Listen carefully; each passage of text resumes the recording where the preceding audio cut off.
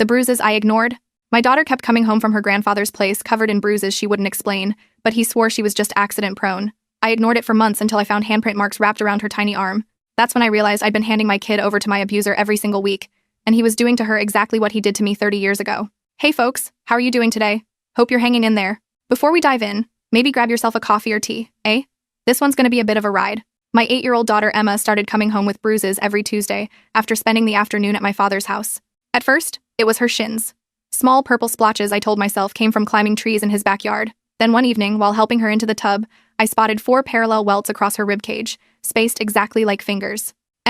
What happened here?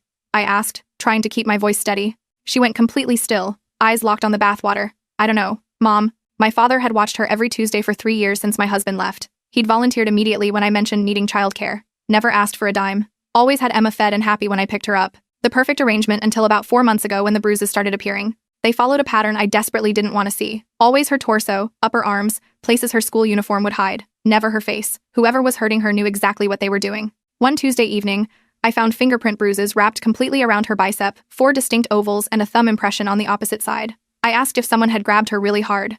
Grandpa says I bruise easy, she whispered, like a peach. My stomach dropped. Grandpa said that?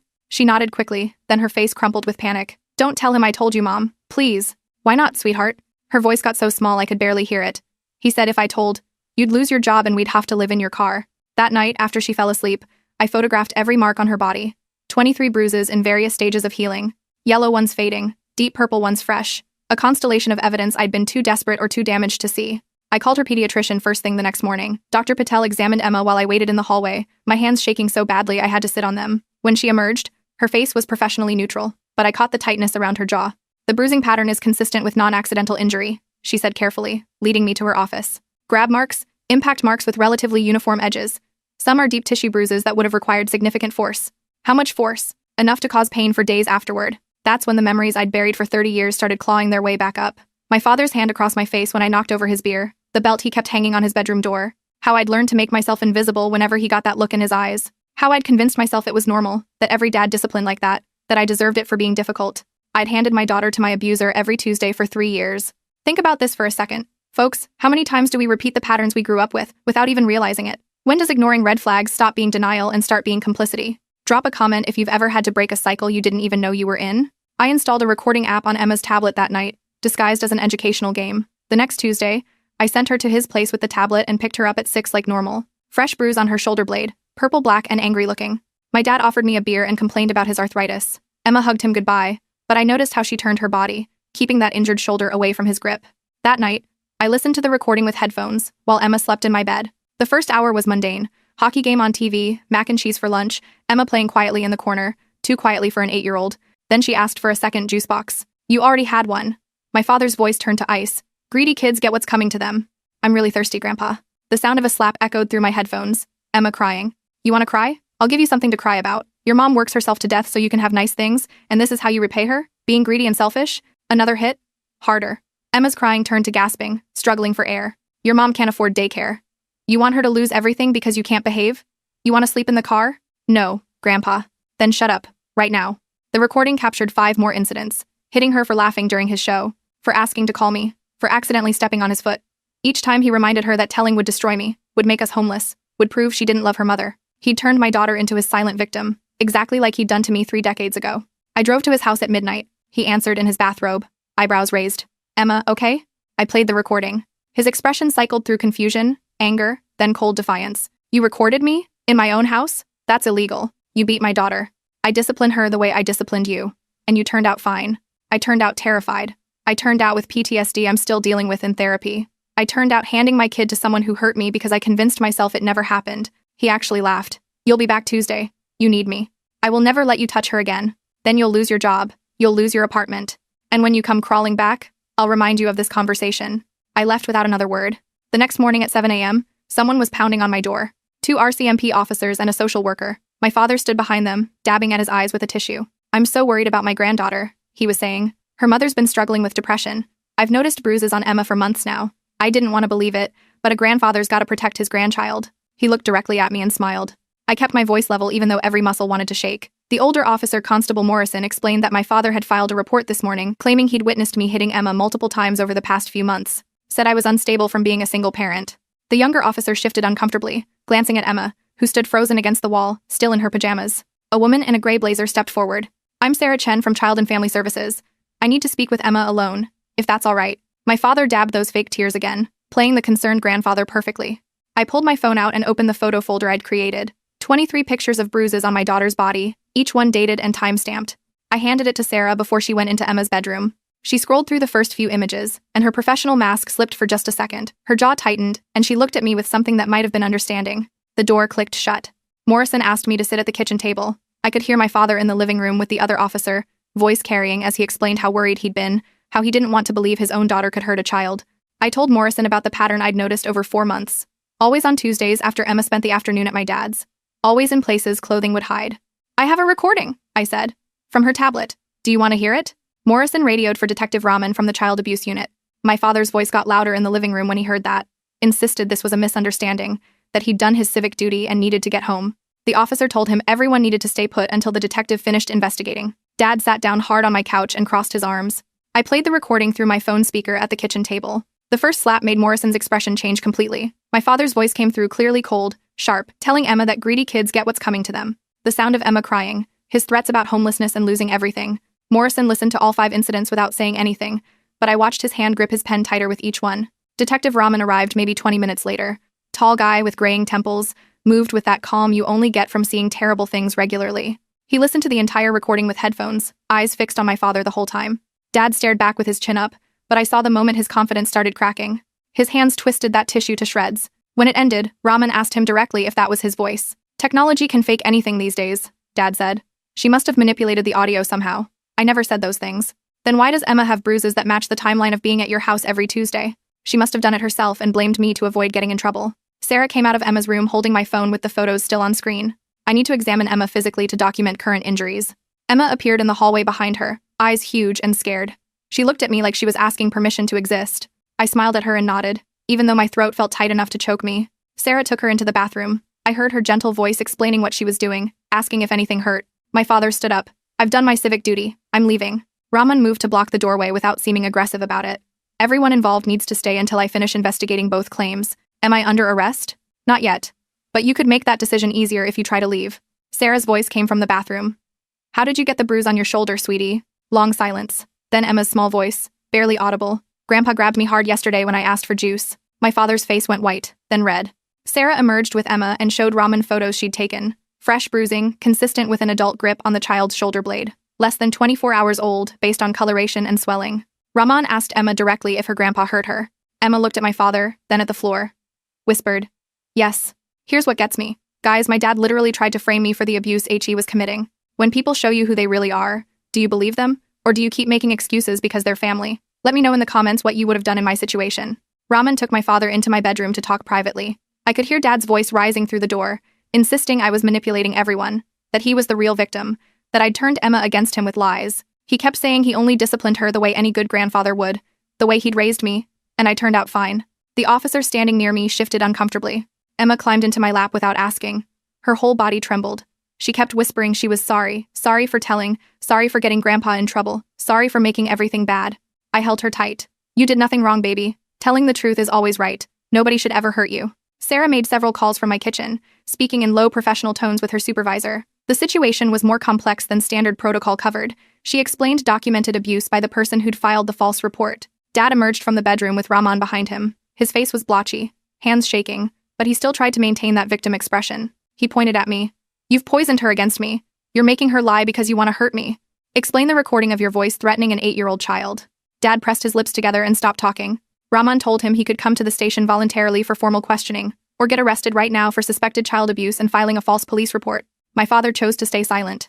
Rahman pulled out his phone and showed him the recording app on Emma's tablet. Explained that the recording was legal under provincial law because parents have the right to monitor their minor children's safety. You can explain everything at the station, Rahman said, or I can arrest you right now. Your choice. Dad's face went from red to pale in seconds. Sarah's supervisor arrived, Margaret Thornton, a woman in her 50s with kind but firm eyes. After reviewing everything with Sarah, she announced Emma needed to go to the hospital immediately for a complete forensic examination. My father stepped forward. I'm coming to the hospital.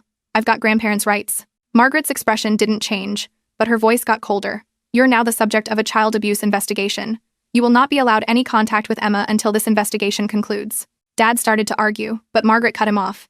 The protective order is already being processed. Rahman told him to come to the station for formal questioning. Dad refused, said he wasn't going anywhere without his lawyer. That's your right, Rahman said slowly. But if you don't come voluntarily, I'm arresting you right now.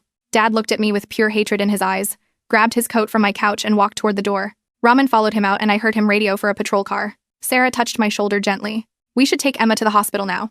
I stood with Emma still clinging to me and followed her out into the bright morning sun. I buckled Emma into the back seat and climbed in next to her. She asked in a tiny voice, "Is Grandpa going to jail?" I took her hand. "I don't know yet, sweetheart, but he won't be able to hurt you anymore." She nodded and pressed her face against my arm.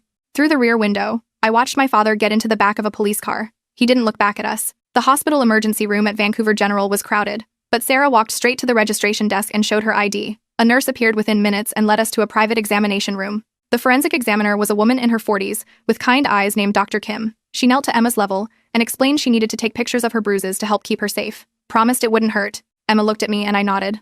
Doctor. Kim had her change into a hospital gown and began photographing each bruise with professional equipment. She measured every mark with a ruler and spoke into a recording device describing location, size, color. The fresh bruise on Emma's shoulder blade was deep purple with clear finger impressions. She spent extra time documenting that one from multiple angles. Dr. Patel walked in carrying a thick file. She handed it to Sarah, explaining she'd documented the bruising patterns at Emma's appointment 2 weeks ago with detailed notes and photographs. This is the clearest case of non-accidental injury I've seen in 17 years of pediatric practice, Dr. Patel said. The pattern is too consistent. These injuries don't happen during normal childhood activities. After the physical exam, Sarah asked if she could interview Emma privately. I hesitated. The interview will be recorded, Sarah assured me. You can watch from an observation room if you'd like. I kissed Emma's forehead. Tell the truth about everything, okay, baby? The nurse led me to a small room with a window looking into the examination room. Sarah sat with Emma and pulled out anatomical dolls, asked gentle questions about what happened at Grandpa's house. Emma pointed to the doll's arm. Grandpa grabbed me there when I asked for juice, showed how he hit her back with his hand when she laughed during his show, demonstrated with the doll how he used his belt on her legs when she accidentally stepped on his foot. Then she mentioned the wooden spoon. Sarah asked about that and Emma said Grandpa hit her with it once because her laughing was too loud and he couldn't hear the TV. Touched the doll's back to show where. I pressed my hand against the window glass and watched my little girl describe her abuse with heartbreaking clarity. The examination took 4 hours total. Emma fell asleep against my shoulder in the waiting room while Sarah finished paperwork. Sarah came over and sat beside me. You can take her home now. Someone from CFS will visit tomorrow to check your living situation. She handed me her card. Call anytime if you have questions or concerns. I carried Emma to my car. She didn't wake up even when I buckled her in. I drove home slowly, checking on her in the rearview mirror every few seconds. My phone had 19 missed calls from my father's number. I blocked it before I even got out of the car. Emma woke up around dinner. I made her craft dinner because it was her favorite. She sat at our kitchen table pushing noodles around with her fork, finally looked up at me with those worried eyes. Do I have to go back to Grandpa's on Tuesday? My chest tightened. I got down on my knees next to her chair so we were eye level. You will never have to go there again. I promise. But how? You can't afford daycare. I don't know yet, baby. But I'll figure it out. Keeping you safe is the most important thing. She nodded and went back to eating. Finished the whole bowl more than she'd eaten in weeks. That night, I tucked her into bed and read 2 stories. She fell asleep halfway through the second one. I couldn't sleep. Kept thinking about my father standing behind those cops with his fake tears and that smile. Emma's scream woke me at 2 a.m. I ran into her room and found her sitting up crying. Does Grandpa know where we live? I turned on her nightlight and sat on the bed. Yes, he knows. But he's not allowed to come here. I won't let him in. Can he get in? No, baby. I promise. Grandpa said he could take me away anytime he wanted. I held her close. Grandpa lied to scare you. It's not true. She fell back asleep in my arms. Same thing happened at 4 a.m., then again at 5:30. Each time she woke terrified, asking if Grandpa could find her. By 6 a.m., we were both exhausted. I made pancakes and let her watch cartoons even though it was a school day. Sarah knocked around 9 a.m. with another CFS worker. They walked through the apartment, checking everything: Emma's room, her toys, what food we had, asked about our routine. After 30 minutes, Sarah sent the other worker to wait in the car. Based on all the evidence, Sarah said, sitting on my couch, CFS is filing for emergency protective custody. This will legally prevent your father from having any contact with Emma. She handed me papers to sign. I signed them immediately. Your father won't be able to get near Emma while this is processed, Sarah promised. Detective Rahman called that afternoon. My father had been questioned for 5 hours. Eventually admitted to hitting Emma, but claimed it was normal discipline. The way he was raised, the way he raised me. We're charging him with child abuse and filing a false police report, Rahman said. Charges will be formally filed within the next few days. He warned me Dad's lawyer would probably reach out. Don't talk to them without your own lawyer present. I sat on the couch staring at my phone. Part of me still couldn't believe my own father would hurt Emma the same way he hurt me. But the recording didn't lie. The bruises didn't lie. Emma's fear didn't lie. I started crying and couldn't stop. All those years convincing myself it wasn't that bad, that I'd exaggerated, that he'd done his best. I'd been lying to myself while handing my daughter to her abuser every single Tuesday. Sarah called and heard me crying. Gently suggested I might benefit from therapy to process my own childhood trauma. Taking care of yourself helps you take care of Emma better, she said. A text came through from an unknown number the next day. My father's lawyer, asking if we could talk about dropping charges and working this out as a family. I stared at the message, feeling anger rise in my chest. Blocked the number immediately and forwarded the screenshot to Raman. He texted back within minutes. Documented. You did the right thing. My boss Diane called to check on me. When I explained everything was complicated but we were managing, she mentioned her teenage son Josh babysat and could watch Emma on Tuesdays at a reduced rate. I felt tears spring to my eyes at the kindness. Saturday afternoon, I drove Emma to meet Josh. He was 17, into hockey, and immediately crouched to Emma's level when he met her. I'm CPR certified, he said, showing her his card. Emma giggled. She was shy at first, hiding behind my legs. Josh suggested they could build a blanket fort while I talked to his mom. Can we use all the couch cushions? Emma peeked out. Absolutely. Make it as big as you want. I watched Emma slowly come out from behind me and follow Josh into the living room. For the first time in months, I felt something like hope. You know what's wild? Sometimes the people who hurt us the most are the ones we're taught to trust blindly because they're family. But here's the thing, blood doesn't give anyone the right to abuse you or your kids. When did you realize that protecting your peace was more important than keeping the peace? Share your story below if you're comfortable. The emergency protective order hearing was 3 days later at the courthouse in downtown Vancouver. I dressed Emma in her best clothes that morning, trying to keep my hands from shaking as I buttoned her shirt. Will Grandpa be there? She asked. Yes, but he can't come near us. We arrived early and sat on a wooden bench in the hallway. My father showed up 15 minutes later with a man in an expensive suit.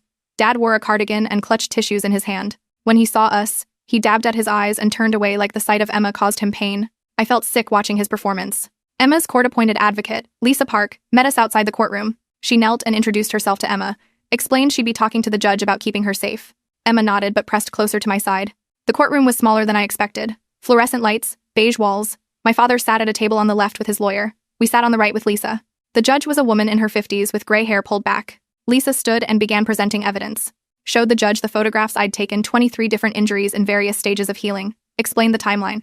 Then played portions of the recording. My father's voice filled the quiet courtroom, threatening Emma about homelessness, hitting her for asking for juice. I watched the judge's expression change from neutral to disturbed. Emma buried her face against my arm. Lisa submitted the hospital forensic exam, read excerpts describing grab marks and impact injuries requiring significant force, presented Dr. Patel's written statement. The whole presentation took maybe 20 minutes. Dad's lawyer tried to interrupt twice. The judge told him to wait his turn. When Lisa finished, the judge asked if the defense had anything to present.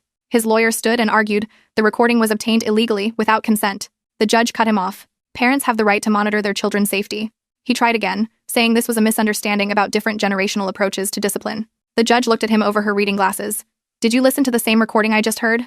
He sat down. The judge reviewed the evidence for what felt like forever, but was probably 5 minutes. Then looked up. I'm granting the emergency protective order immediately. The grandfather is prohibited from any contact with Emma or her mother for 6 months pending criminal trial. No phone calls, no messages, no third-party contact. He cannot come within 500 meters of their home, the mother's workplace, or Emma's school. Dad's lawyer stood quickly. What about supervised visitation? Grandparents have rights. The evidence shows contact with the grandfather was what had been harming Emma. Her safety is the only consideration that matters. Request denied. My father shot to his feet so fast his chair scraped loudly. He pointed at me and shouted that I was going to regret this, that I'd come crawling back when I couldn't afford childcare, that he'd make sure everyone knew what a terrible mother I was. His lawyer grabbed his arm trying to get him to sit, but Dad kept yelling. The judge banged her gavel 3 times. Any violation of this protective order will result in immediate arrest. She told the bailiff to escort my father out if he didn't control himself. Dad finally stopped yelling, but his face was red, hands shaking. He stared at me with pure hatred, then looked at Emma and his expression changed to something that looked like sadness but felt wrong. Emma's hand squeezed mine so tight it hurt. We watched his lawyer lead him toward the exit. He turned back once at the door and mouthed something I couldn't make out. Then he was gone. That afternoon, I took Emma to meet her therapist, Chelsea Morrison, at her office downtown. The waiting room had toys and children's books scattered around. Chelsea came out with a warm smile. She was maybe early 30s with curly brown hair. Shook Emma's hand seriously like she was an adult. Want to see my office? She asked. Emma looked at me. I nodded.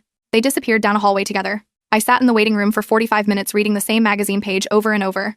When they came back, Emma was holding a small stuffed moose. Chelsea explained she could keep it and bring it to sessions. She asked if I could stay to talk. Emma went back to the waiting room with the receptionist who offered her crackers and apple juice. Chelsea sat across from me. Emma will need time to feel safe expressing her feelings about what happened. The first several sessions will focus on play therapy and building trust. She said Emma was showing signs of trauma, hypervigilance, people-pleasing behaviors. These are normal responses to abuse. But with consistent therapy and a safe environment, Emma can heal. How long will it take? Every child is different. Plan on at least 6 months of weekly sessions. The following Tuesday was Emma's first day with Josh. I dropped her off at 7:30 before work. Josh answered the door in a Canucks hoodie, crouched to Emma's level. "What do you want to do today, bud?" She was shy, didn't answer. "We could make cookies, play video games, or shoot some pucks in the driveway if it's not too cold." She whispered. "I like cookies." He grinned. "Chocolate chip cookies are my specialty." I picked her up at 6 that evening. Emma ran to the door and hugged my legs, talking excitedly about the cookies they'd made, the game they'd played, how Josh let her lick the spoon. She talked the whole drive home without stopping. I realized she was smiling more than she had in months. The tight knot in my chest loosened just a little. 2 weeks later, I was eating lunch at my desk when security called. Someone was trying to get into the building to see me. I went down to the lobby and found my father arguing with the security guard. He saw me and started walking toward me. The guard stepped in front of him. Dad shouted that he had a right to see his daughter, that this was ridiculous. I pulled out my phone with shaking hands and called Raman. "My father's at my workplace violating the protective order. Officers are on the way. Stay away from him." Security was already escorting Dad toward the exit. He kept turning back to yell about grandparents' rights, how I was poisoning Emma against him. 2 police cars pulled up within 10 minutes. Raman called an hour later. "Your father's been arrested for violating the protective order. He'll spend the night in jail and see a judge in the morning. This violation would strengthen the case against him." Dad posted bail the next morning. Lisa called to tell me. Mentioned Dad's lawyer had contacted her office to complain, said I was being vindictive, tearing the family apart. "I told him your father was being criminal," Lisa said. "He tore the family apart himself when he chose to abuse his granddaughter." Raman called 3 weeks after Dad's arrest. The criminal trial date was set 3 months away. "We've got the recording," Raman said. "Dr. Patel's documentation showing 23 bruises. The photos you took. Emma's testimony from the forensic interview. The prosecutor feels confident about a conviction. What happens if he's found guilty? Up to 5 years for child abuse, plus additional time for the false report." The thought twisted my stomach. Part of me still remembered being 8 and needing my dad to protect me instead of hurt me. But then I looked at Emma carefully coloring at the table and remembered protecting her mattered more than any leftover feelings about my childhood. I started seeing a therapist the following week. Dr. Raymond's office had pale blue walls and soft chairs. She asked me to talk about my own childhood. The memories came flooding back. Dad slapping me when I spilled his beer. The belt on his bedroom door that left welts on my legs when I talked back. How I learned to be quiet and invisible. "You normalized the abuse to survive it," Dr. Raymond said. Then repeated the pattern by leaving Emma with your father every Tuesday. She said protecting Emma now meant breaking the cycle. I cried in her office for 20 minutes while she waited patiently. Emma had her weekly therapy session with Chelsea the next afternoon. This one lasted almost an hour. When Chelsea opened the door, Emma ran out holding a piece of paper. A drawing of herself holding a big shield with a scary dark figure on the other side. Above the rainbow, she'd written in her careful 8-year-old handwriting, "Safe and happy." This was a major breakthrough, Chelsea told me later. She's beginning to understand the abuse wasn't her fault and she has protection now. I hung the picture on our refrigerator. Emma stood looking at it for a long time before asking if the shield would always keep her safe. I promised her it would. 2 days later, Lisa called. Dad's lawyer wanted to negotiate a plea deal guilty to lesser charges in exchange for avoiding jail time. The prosecutor wants your opinion before deciding whether to accept. I sat on my couch trying to figure out what I wanted. Part of me thought a plea deal would end this faster, save Emma from testifying. But another part knew my father needed real consequences. "I want whatever keeps Emma safest in the long run," I told Lisa. Raman called a week later. My father had been calling relatives, telling them I was keeping Emma from him out of spite, painting himself as a victim. 3 relatives called within 2 days to lecture me about forgiveness and family. My Uncle Dave said I was being cruel to an old man who only wanted to see his granddaughter. My Aunt Patricia said families should work things out privately. My cousin Sarah said I was probably overreacting. Grandparents from that generation just had different ideas about discipline. I explained what actually happened. The 23 bruises, the recording, Dad showing up with police trying to get me arrested. The silence was heavy and uncomfortable. Dave apologized immediately. Patricia got quiet, then admitted she remembered Dad being harsh when we were kids. Sarah said she felt terrible for not listening first. 2 more relatives called the next day to apologize. My Aunt Linda cried on the phone, then told me something I'd never heard. Dad had been physically abusive to his own siblings growing up. "Your dad was the oldest of 4 kids," Linda said. "He used to hit his younger brothers and sister when their parents weren't watching. Everyone just accepted it as normal back then." Linda had spent years in therapy dealing with what Dad did to her as a child. Hearing this made me realize the cycle went back even further than I knew. But I was stopping it now before it damaged Emma the way it damaged me and Linda and probably others who never spoke up. The prosecutor called Lisa a few days later. They'd decided not to offer a plea deal. My father had given an interview to CTV News claiming he was the victim of a vindictive daughter who wanted revenge for childhood discipline. Sat in his living room looking frail and sad, telling the reporter modern parents were too soft, didn't understand traditional values. He came across as entitled and cold with no remorse for hurting Emma, never once said he was sorry. The prosecutor watched the interview and decided Dad didn't deserve leniency. "This actually helped our case," Lisa said, "showed his true character." Emma asked me a question one night while I was tucking her into bed. "Why was Grandpa so mean to me when I tried to be good?" I sat on the edge of her bed, feeling my throat get tight. Some people hurt others because they're hurting inside themselves, I said. It had nothing to do with you being good or bad. You're a wonderful kid who deserves kindness and love. Grandpa had problems in his own heart, but none of that was your fault. Josh called the following Tuesday evening, said Emma had mentioned something during their time together. She used to be scared all the time, but now she only got scared sometimes. Seemed like real progress, Josh said. She was laughing more today, acting like a normal, happy kid. Chelsea called 2 days later with an update. Emma's trauma symptoms were improving significantly. Sleeping better, more willing to talk about feelings, showing appropriate emotional responses. I'm really pleased with how far she's come, Chelsea said. I recommend continuing weekly sessions for at least 6 more months. The criminal trial started on a cold December morning in Vancouver. I walked into the courthouse with Lisa beside me. My father sat at the defense table in a cardigan that made him look like somebody's sweet grandpa. He didn't look at me when I entered. The prosecutor called me to the stand first. I placed my hand on the Bible and swore to tell the truth. My voice shook when I started talking about the first bruises on Emma's arms, described photographing all 23 marks. The prosecutor asked about the recording. I explained installing the app on Emma's tablet. When they played clips in court, hearing Dad's voice again made my stomach turn. The prosecutor asked about my own childhood. I hadn't planned to talk about it, but the words came out anyway. The belt on his bedroom door, how he'd hit me for spilling his beer, how I learned to stay invisible. The defense lawyer asked if I had proof of my childhood abuse. I said no. Just memories I'd buried until I saw the same thing happening to my daughter. He suggested I was projecting feelings onto a normal grandparent relationship. I looked directly at the jury. The bruises on Emma's body aren't my feelings. They're evidence. Emma testified the next day through closed-circuit TV. I watched her on the screen, sitting in a chair that made her look tiny. The prosecutor asked gentle questions about Tuesdays at Grandpa's. Emma's voice came through the speakers, quiet but clear, described being hit with his hand and belt, said he told her I'd lose my job if she told anyone, that we'd have to live in my car. She started crying, talking about asking for juice and getting slapped. I watched Dad's face. He stared at the screen with no expression at all. When Emma finished, I wanted to run to her, but Lisa told me to wait. I found her in the small room with the victim advocate. She threw her arms around me. Did I do okay, Mom? I knelt down. You were so brave, baby. I'm proud of you. Dr. Patel took the stand after lunch, brought enlarged photos of Emma's bruises projected on a screen, pointed out patterns with a laser pointer, grabbed marks showing 4 fingers and a thumb, described the force required to create deep tissue bruising in an 8-year-old. The defense lawyer asked if children could get similar bruises from playground accidents. No, Dr. Patel said firmly. Not in these patterns, not in these locations, not with this frequency. She'd been a pediatrician for 17 years. These bruises were absolutely consistent with intentional abuse. When she stepped down, I saw 2 jury members looking at my father with disgust. Dad took the stand the next morning. His lawyer had him describe his relationship with Emma, how he'd watched her every Tuesday for 3 years, how much he loved her. Said he believed in old-fashioned discipline that built character. His lawyer asked about the recording. Dad admitted he disciplined Emma, but said it was never abuse, just correction. Children today are spoiled, he told the jury. They need firm guidance. I raised my own daughter the same way, and she turned out fine. The prosecutor stood for cross-examination. Asked Dad to define the difference between discipline and abuse. Discipline is done out of love, Dad said. Is threatening an 8-year-old with homelessness love? I was teaching her about consequences. Is hitting a child hard enough to leave bruises for days love? Sometimes children need to understand actions have results.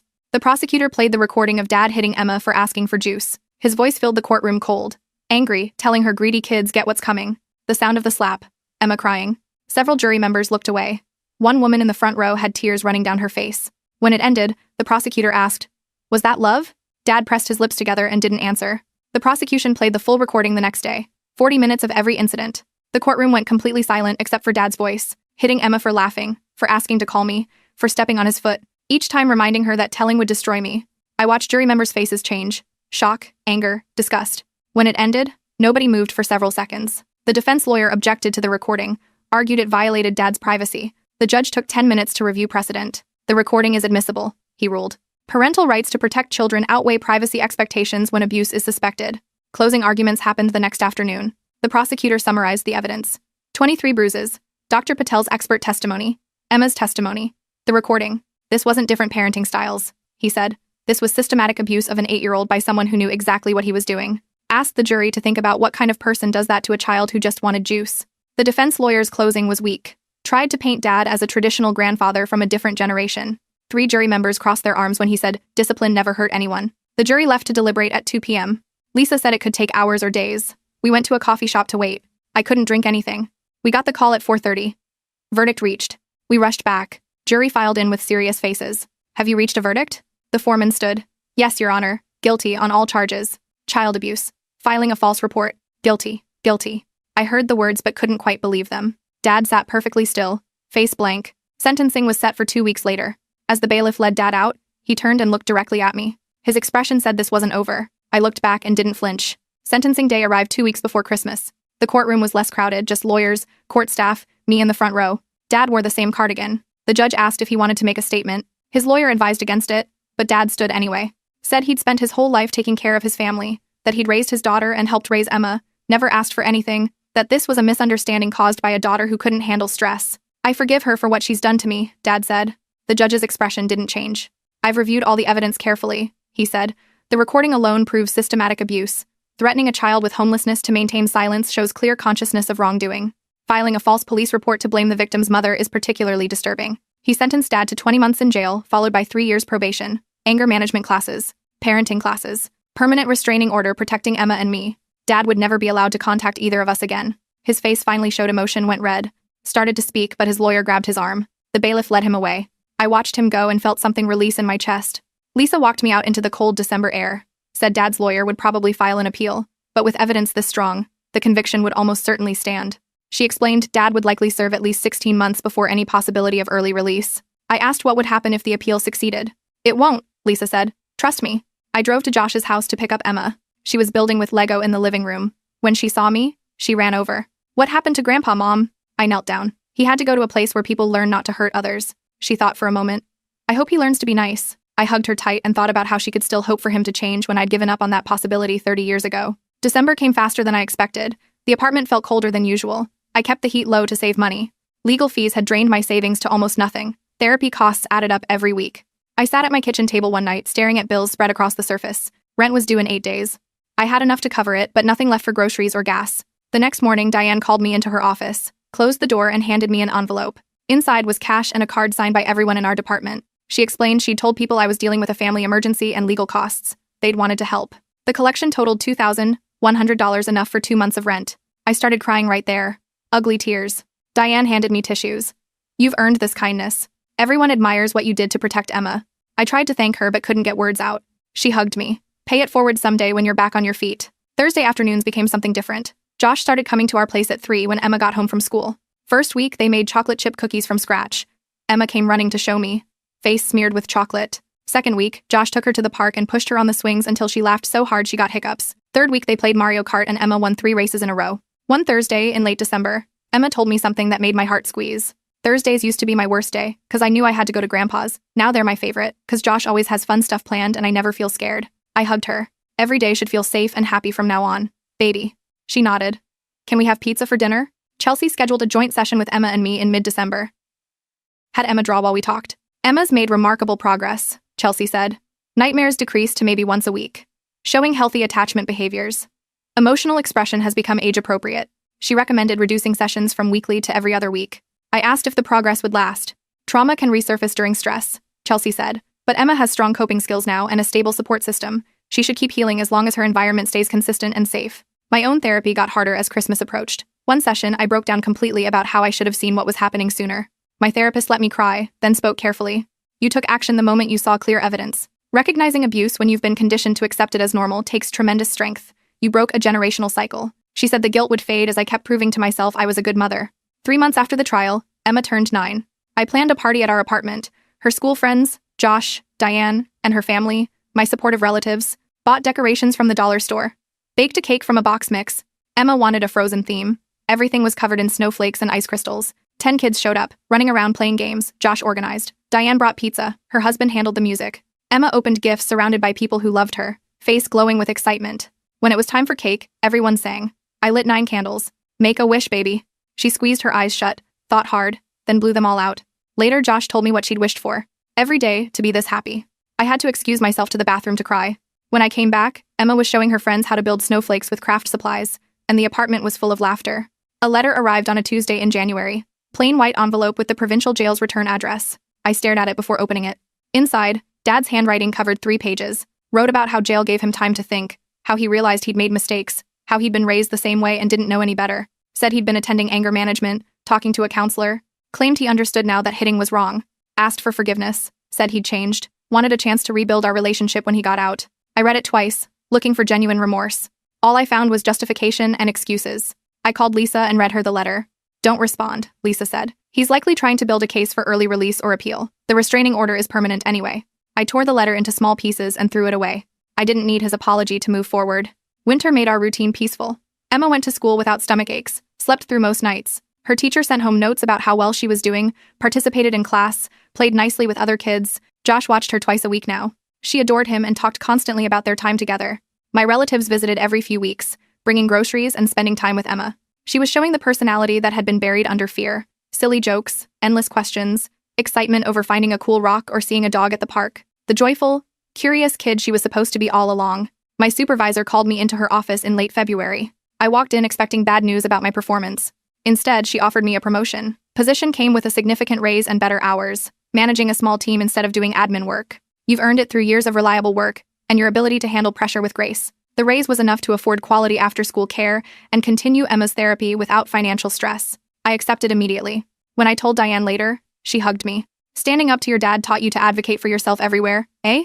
I laughed because she was right. Something had shifted in me during those months of fighting.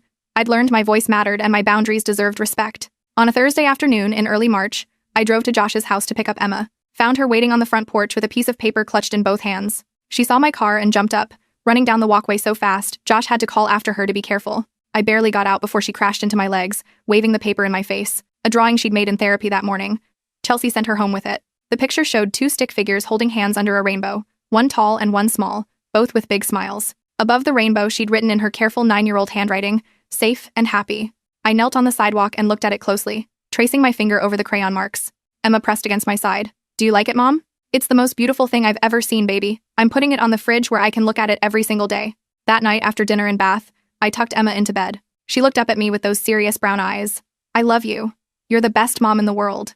I kissed her forehead, breathing in the clean smell of her shampoo, and realized protecting her was the most important thing I'd ever done in my entire life. Our future stretched ahead of us, bright and open, because we were finally free from the cycle of abuse that had defined my childhood and almost claimed her too. I turned off her lamp and left her door cracked with the hallway light on. I could hear her humming softly to herself as she drifted off to sleep. All right, folks, that's all I've got for today. Thanks for sticking with me through this one. If this story hit home for you, or if you've got your own experience breaking cycles, drop it in the comments. Sometimes sharing our stories helps someone else find the courage to do what needs to be done. Take care of yourselves, eh?